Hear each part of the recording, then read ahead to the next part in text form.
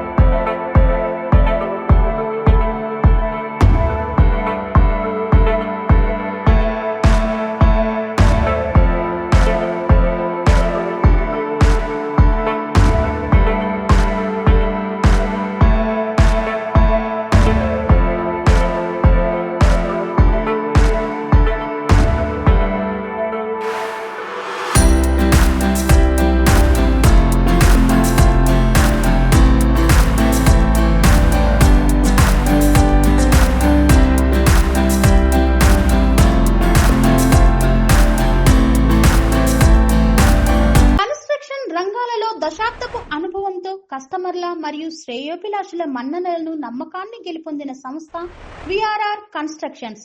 నాణ్యతకు, నమ్మకానికి మారుపేరు విఆర్ఆర్ కన్స్ట్రక్షన్స్.